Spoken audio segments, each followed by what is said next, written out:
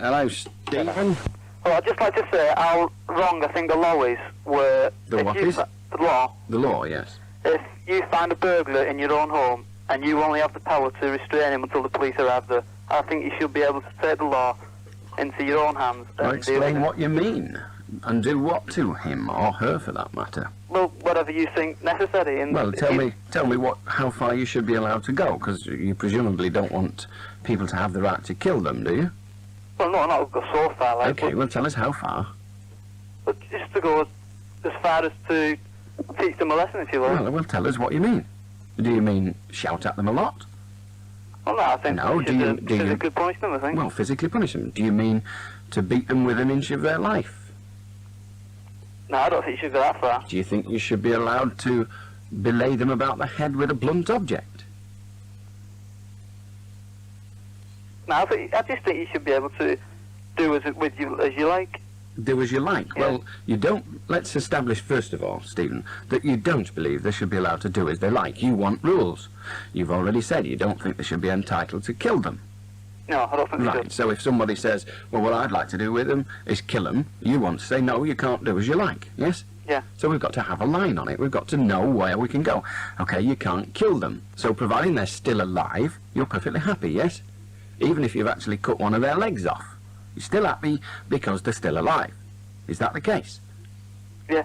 So you're happy to be ludicrous about it, you're happy for an individual to be able to say, okay, I've got you, knock them unconscious and chop their legs off.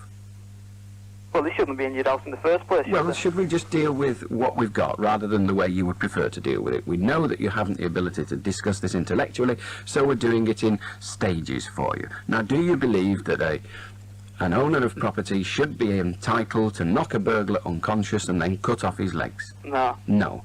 Should he be able to cut off his arms? No. Should he be able to cut off his hands? No. Should he be able to crack his skull severely? No, I don't mean go that far. Well, look, you see, when they're writing the law, in order to pacify your desires, Stephen, they've got to actually say, haven't they? They've got to say. They can't say you can do as you like, because then people would end up dead, and you don't want that. But the burglar can hit you, but you can't hit the burglar. I'll hold it. Can we just establish what the rule is? You are entitled to use reasonable force. Now, that is a very difficult thing to assess in cold. But that's what you're entitled to do. If the burglar hits you, you are entitled to defend yourself. Indeed, if you believe the burglar is about to hit you, you are entitled to defend yourself. You are entitled to use reasonable force to restrain him until the arrival of the proper authorities. Now, can we get back to what you want changed? So I think you should be able to do more than just restrain him. Tell me what you mean. I think you should be able to hit them or something. Okay, so the burglar's in your house, you come downstairs, you've got a brick in your hand or you've got a hammer in your hand, and the burglar says, okay, Gov, it's a fair cop. And he sits down in the chair and says, I'll wait here for the police. What do you want to be able to do to him? Well, he's not going to do that, is he? You tell me what you would... Because the only way we're going to get your brain in gear is to discuss it in an immature way. So, the burglar says it's a fair cop. What should you be entitled to do? Well, he wouldn't have to do anything then. I'm asking you what you should be entitled to do. Not what you should do, not what you could do. What you'll be entitled to do. I think you should be entitled to do with him what you want up to a certain point where you don't break any bones or... What point? You don't break any bones, okay? Yeah. So we've established that you must... kill him. Or kill him. You mustn't kill him, you mustn't break his bones. So you can cut his face apart with a Stanley knife, give him 325 stitches all down his body. That's okay, because no bones are broken, yeah? Yeah, because he shouldn't be there. That's okay, so you agree with that? Yeah. You're perfectly happy with that? Yeah. No problems at all, you're never going to retract that? No, ever. I think that's the way it should be, I think. Okay. So, you have an argument with a bloke in the street. You've just pulled out the local den of iniquity, and you've had a bit of a set-to about football or something, and you think, I'm going to fix this fella. I'm really going to do for him. I've had enough of him.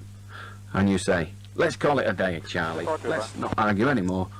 Come back our house, and we'll have a jar on it. So he says, all right. You get him in your house, you hit him over the head, you cut him to ribbons, you call the cops, you say, I've just found a burglar.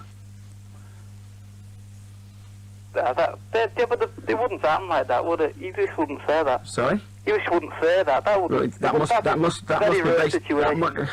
That must be based on the belief that the whole of the world is honest, decent, and honourable. The whole of the world is not honest, decent, and honourable. That is why you want more power to deal with a burglar, because the world isn't honest, decent, and honourable. It leaves the whole of the assault law at risk. Manchester Tower, Britannia, Somebody 338 decides Bravo, they don't we're take a about liking to 7 miles you get in a fight, they beat 7 colours of the stuff out of you, and they think, oh God, I'm in trouble. So I drag him indoors and I say he was burgling. Britannia, 338 Bravo. But it's very rare that I think that would happen. But You have a lot to learn if that's what it is. If a burglar was in your house and you come down and you seen him and you caught him, and he was struggling and he was hitting you, and God knows what child is here, you were telling me that you would just hold him while you were trying to ring the police. Trevor, you won't believe it. Actually, your name's Stephen. You won't believe this, Stephen. But if I found a burglar in my house, I would say, take what you want, do us no harm, and leave.